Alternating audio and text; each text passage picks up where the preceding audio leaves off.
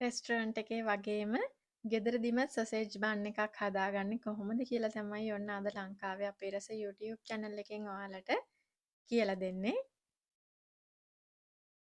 අද මම මේ බන් එක රෙස්ටරන්ට් එකේ වගේම සොෆ්ට් එකට හදන විදිය ක්‍රම දෙකකට කියලා දෙනවා. මේ බන් එක හදාගන්න ගොඩක් ලේසි, එච්චර අමාරු නෑ. එහෙනම් අපි බලමු කොහොමද මේ බන් එක හදාගන්නේ කියලා. පාන් පිටි ග්‍රෑම් 250ක් මම අරගෙන තියෙනවා. මේ ප්‍රමාණයෙන් බන් 8ක් වගේ හදාගන්න පුළුවන්. ඊස්ට් තේ හැඳි 2ක් තියෙනවා. ලුණු කුඩු තේ හැඳි 1ක් තියෙනවා. ෆ්‍රෙෂ් මිල්ක් මිලිලීටර් 100ක් තියෙනවා. ෆ්‍රෙෂ් මිල්ක් නැත්තම් එලකිරි ගන්නත් පුළුවන්. මේ දෙකම නැත්තම් වතුර වලින් අනා ගන්නත් පුළුවන්. කිරි වලින් අනා ගත්තම මේ බන් එක ගොඩක් සොෆ්ට් එකට ගන්න පුළුවන්. සොසේජ් 8ක් තියෙනවා. බටර් ග්‍රෑම් 25ක් තියෙනවා. බිත්තරයක්, සීනි තේ හැඳි 2ක් තියෙනවා. මේ ටික තමයි ඕන කරන්නේ මේ බන් එක හදාගන්න. දැන් මම කරන්නේ සීනි ටික දිය කරගන්න එක. කිරි වලට දාලා මේ සීනි ටික හොඳට දිය කරගන්න. නැත්තම් පාන් පිටි වලට කෙලින්ම සීනි ටික දිය කරොත් සීනි ටික දිය වෙන්නේ නැති හින්දා මේ විදිහට දිය කරගන්න. දැන් මම පාන් පිටි ටිකට එකතු කරගන්නවා ඊස්ට් තේ හැඳි 2, ලුණු තේ හැඳි 1 එකතු කරගෙන හැම තැනටම යන විදිහට මේක හොඳට කලවම් කරගන්න ඕන.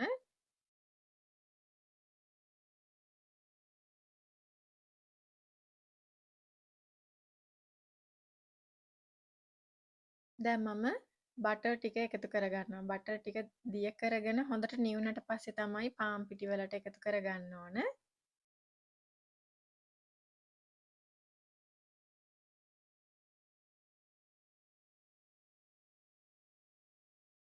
ඒ ටිකත් හොඳට කලවම් කරගන්න.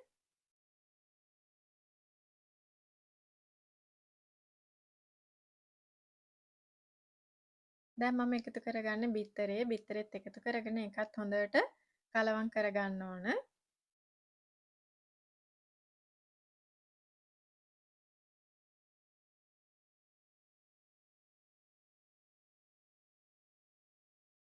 දැන් කිරි ටික ටික එකතු කරගන්න ගමන් මේක අනා ගන්න ඕන. අතේ ඇලෙන්නේ නැති ඩෝ එකක් වෙනකන් අනා ගන්න. කිරි ඔක්කොම එකපාර එකතු කරගන්න යන්න එපා. ටික ටික එකතු කරගෙන අනා ගන්න.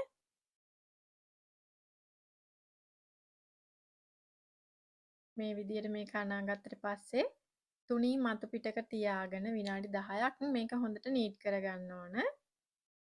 හොඳ සොෆ්ට් ඩෝ එකක් වෙනකන් මේක නීට් කරගන්න ඕන.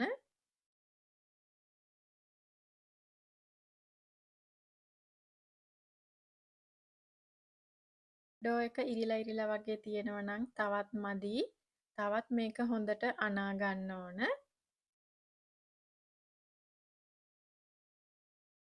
හැම පැත්තම ඇනෙන විදිහට පැත්ත හරව මේක හොඳට අනා ගන්න.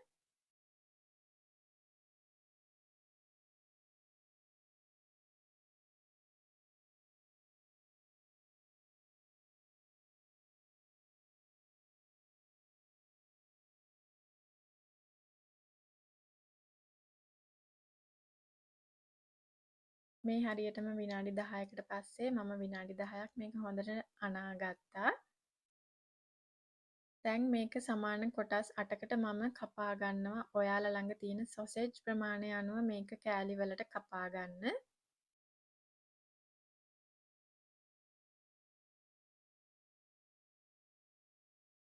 ඊට පස්සේ මේ ටික ලස්සනට බෝල කරගන්න ඕන.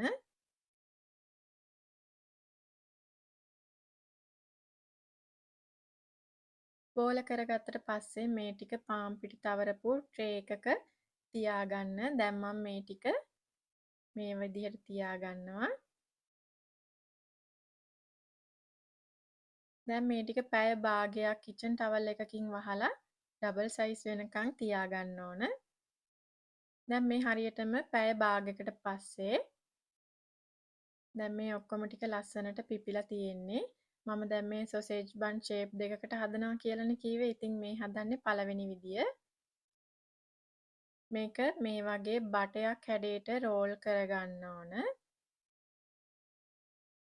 මේකේ දිග වෙන්න ඕන ඔයාලා ගන්න සොසේජ් එක වගේ 3 ගුණයක් දිග වෙන්න ඕන. ඊට පස්සේ රෝල් කරගත් එක සම්පූර්ණයෙන්ම අතට ගන්නේ නැතුව මුල කොටස අතට අරගෙන මේ විදිහට කරකවන ගමන් ඔතා ගන්න ඕන. සොසේජ් එකේ මුලිනුයි අගිනුයි ටිකක් එළියට එන විදිහට තමයි ඔතා ගන්න ඕන. ගොඩාක් තද කරගන්න එපා. ළඟින් තියලා මේක ඔතා ගන්න.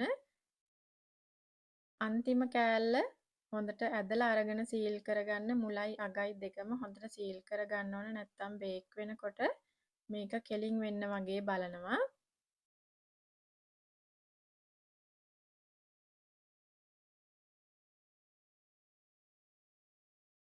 ඒ ෂේප් එකෙන් මම 4ක් හදාගත්තා.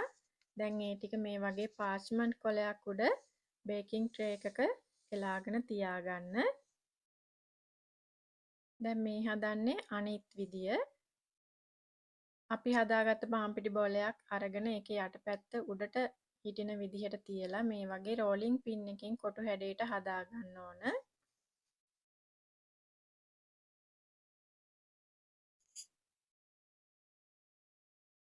ඊට පස්සේ ඒකෙත් මේ වගේ සොසේජ් එක උඩිනුයි යටිනුයි ඉතුරු වෙන විදිහට තමයි තියාගන්න ඕන. ඊට පස්සේ මේ වගේ පිහියකින් හැඩයට කපා ගන්න.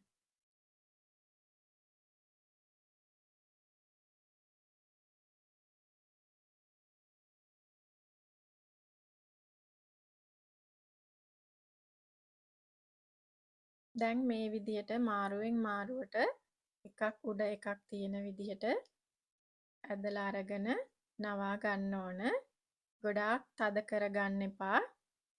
අන්තිම කෑල්ල හොඳට සීල් කරගන්න.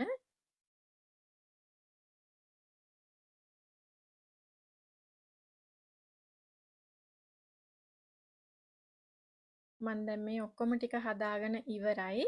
දැන් මේ ටික කිචන් ටවල් එකකින් වහලා තව විනාඩි 15ක් වගේ තියාගන්නවා. එතකොට තමයි මේක ලස්සනට පිපිලා සොෆ්ට් එකට එන්නේ. ඒ අතරේ oven එක සෙල්සියස් අංශක 200ට විනාඩි 10ක් ප්‍රීහීට් වෙන්න දාගන්න ඕන. oven එකට දාගන්න යනකොට තමයි අපි egg wash කරගන්න ඕන. බිත්තරයකට කිරි ටිකක් දාලා හොඳට ඒක ගහගෙන මේ වගේ උඩින් හොඳට ගාගන්න හැමතැනම ගෑවෙන විදියට. ඊට පස්සේ මේ ටික ඒ උෂ්ණත්වය යටතේම oven එකට දාලා විනාඩි 13ක් බේක් කරගන්න ඕන. මේ වෙලාව එක එක oven එකෙන් oven එකට වෙනස්. ඒ නිසා බන් එක golden color එකට ආව ගමන් oven එකෙන් අයින් කරගන්න. දැන් මේ ටික හොඳට බේක් වෙලා තියෙන්නේ. මම දැන් oven එකෙන් අයින් කරගන්නවා. මේ තියෙන්නේ මම හදාගත්ත සොසේජ් බන් ටික. ඔන්න දැන් ඔයාලටත් රෙස්ටොරන්ට් එකේ වගේම සොසේජ් බන් ගෙදරදිම පිරිසිදුවට රසට ලේසියෙන් හදාගෙන රස බලන්න පුළුවන්.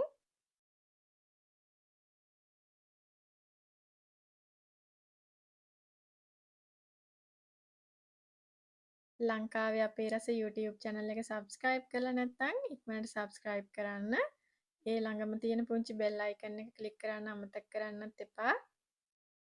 වීඩියෝ එකට කැමති නම් like එකක් දාන්න, comment එකක් දාන්න. අදත් මගේ වීඩියෝ එක ඉවර වෙනකන් බලපු ඔයාලා හැමෝටම ගොඩාක් ස්තුතියි.